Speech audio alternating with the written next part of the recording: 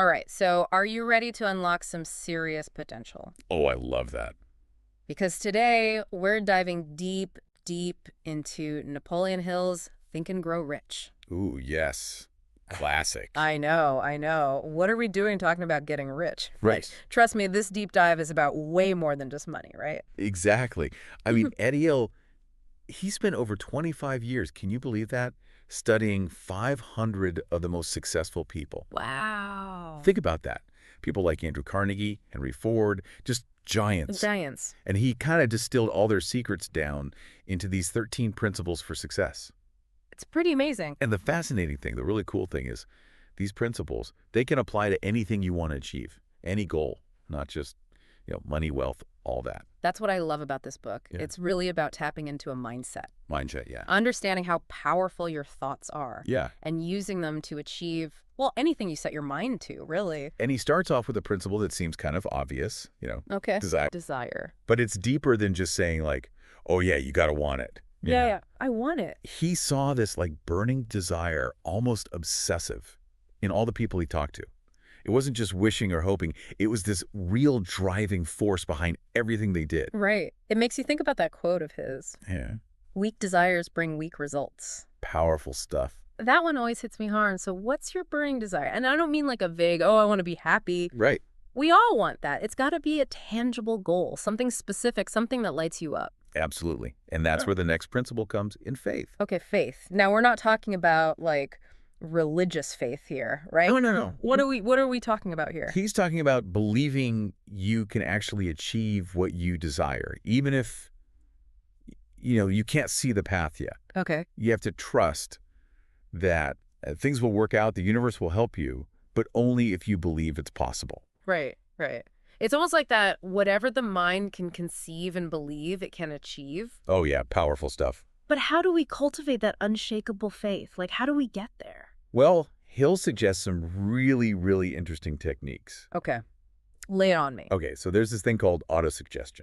Autosuggestion. Basically, it's intentionally feeding your subconscious mind positive statements, right? Okay, yeah. About your goal, like planting a seed, and then you got to water it every day, right? Got it. Eventually, it's going to sprout. He has this line, your subconscious mind works continuously, whether you make an effort to influence it or not. Right, exactly. So we might as well influence it, right? Make it work for you. Use it to our advantage. Yeah, and Hill gives us some, practical steps. Okay, good. Practical steps. I love those. You can write down your goal and then, read it out loud a couple times a day. Yeah. It seems simple, but the repetition really starts to, reprogram your mind. It's interesting. And he also talks about visualization. Right. Yeah. Creating that mental movie. Oh, yeah. Where you see yourself having achieved the goal, feel the emotions, like you've already done it. Powerful stuff. But it's not just wishful thinking, right? It's Okay. not just sitting there and daydreaming. Exactly, and that leads to the next principle, specialized knowledge. This one's really important. Okay, tell me about that. You have to actually get the skills,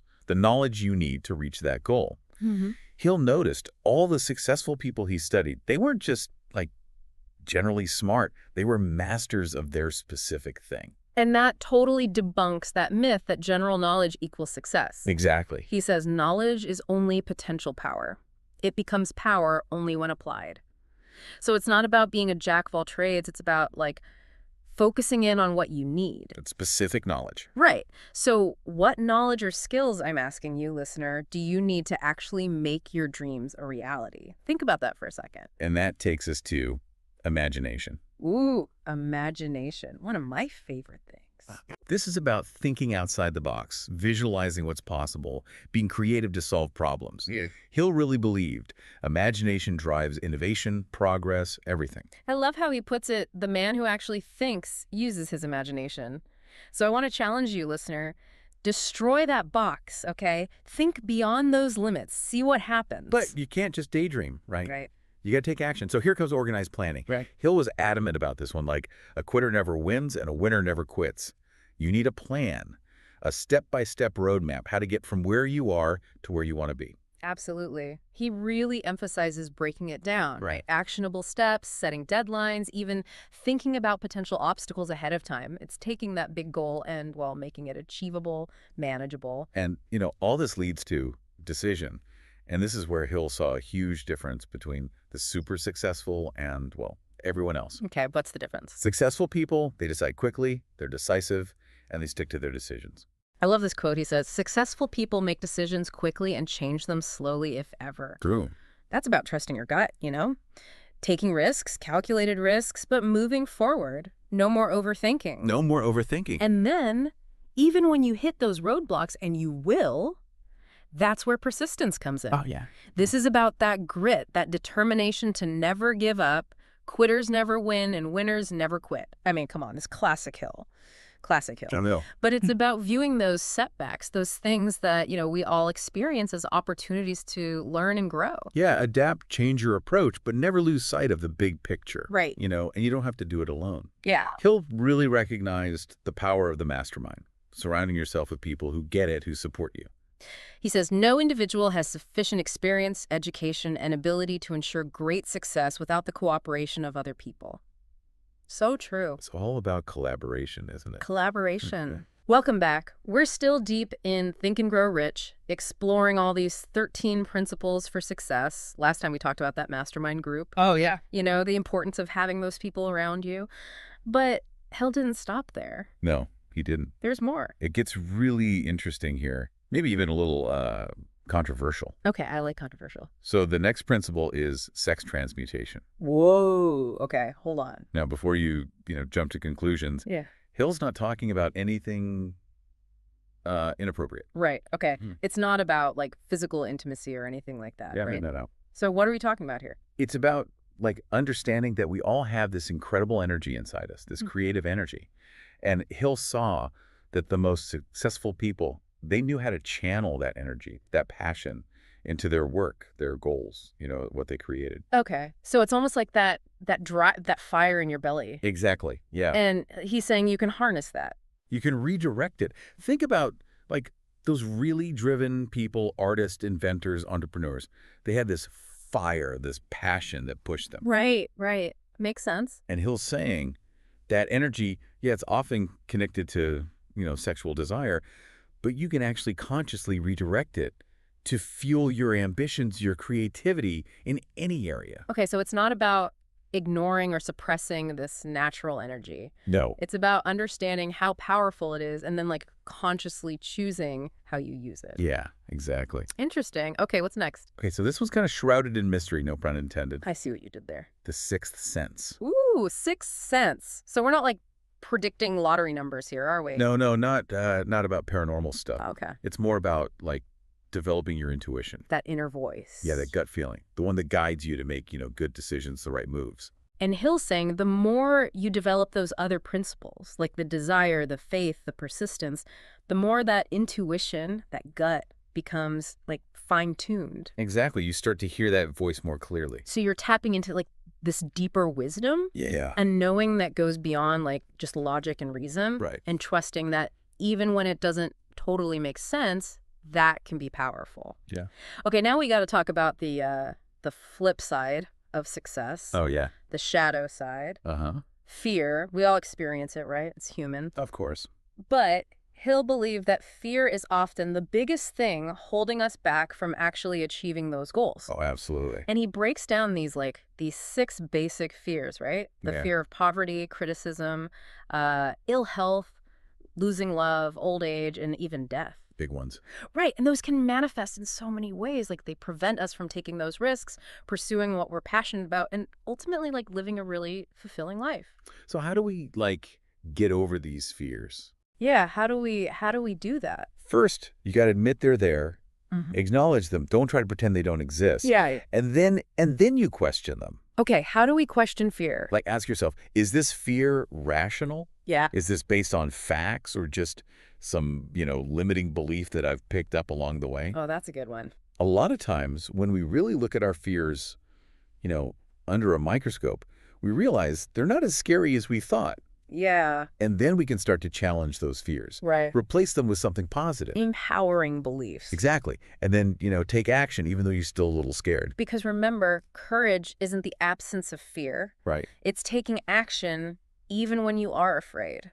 Stepping outside that comfort zone, even when it's uncomfortable. Exactly. Hill thought overcoming fear, essential for success. Yeah. He even said, Fear is the only thing you have to fear. So once you conquer that, the possibilities are endless. Okay, so this next principle, it might sound a little woo-woo, but stick with me. Okay, I'm ready. Cosmic habit force. Okay. So Hill wasn't just talking about, individual effort here. He actually believed there's a universal energy, a force that connects us all. Right. It's like we're not just these isolated people striving on our own. We're all connected. Yeah, there's this rhythm to the universe, this flow of energy that we can actually tap into. And when we're aligned with that, with our purpose, things start to work out. Right, things just click. Yeah. Think about those times when everything just fell into place. You're in the right place at the right time, or you feel that surge of inspiration. It's like magic. Yeah. And Hill believed those are like glimpses of that cosmic habit force in action. It's like realizing we're part of something so much bigger than ourselves. Yeah. Trusting that there's a plan, even when we can't see the whole picture right now. Okay, get ready, because this next principle might be a little bit of a mind bender. Oh, boy. Mystery. Mystery. Hill believed there's an element of mystery to life, an unknown, a factor we can't really fully understand or control. Welcome back to our deep dive into Think and Grow Rich. We've made it to the final part, can you believe it? It's gone by so fast. And honestly, exploring these 13 principles with you has been amazing. I agree. Last time we were, kind of floating in this idea of mystery, right? Yes. This idea that there are forces at play we just can't fully wrap our heads around. Yeah, kind of embracing the unknown, acknowledging that, well, we don't have all the answers. Right. And Hill thought that was like key for growth. Absolutely. Like staying open to new possibilities and maybe even like new directions. Exactly. Like that saying, life is about the journey, not the destination. Ooh, I love that. Like, if we're so focused on the plan, always knowing what's next, we might miss some amazing opportunities along the way. It's like those detours that end up, being the best part of the trip. Exactly. And that connects perfectly with the final principle. Okay, hit me with it. Transmutation. Transmutation. So we're not talking like turning lead into gold. Okay, good. Because I was like getting my chemistry set ready. No. This is about like the power we all have to change our experiences, even the bad ones, into something positive. Okay. Something that helps us grow, that moves us forward. So it's about seeing challenges, the setbacks, even as stepping stones. Exactly. Hill really believed we can shift our perspective. Okay. Find those hidden lessons in, the tough times. Right. And use them to get stronger, to fuel our growth. He saw that a lot in the successful people he studied. Right? Oh, all the time. Yeah. They didn't let failures define them. They turned those experiences into like fuel, into wisdom. They didn't give up. Never gave up. Hi. They used it to become even more determined to succeed. So it's not about pretending the tough stuff isn't there. No. It's about choosing how we react to it. Yeah, you harness that energy, that emotion, and you channel it into something good, something productive. It's like, when life gives you lemons, you make the best darn lemonade ever. Oh, I love that.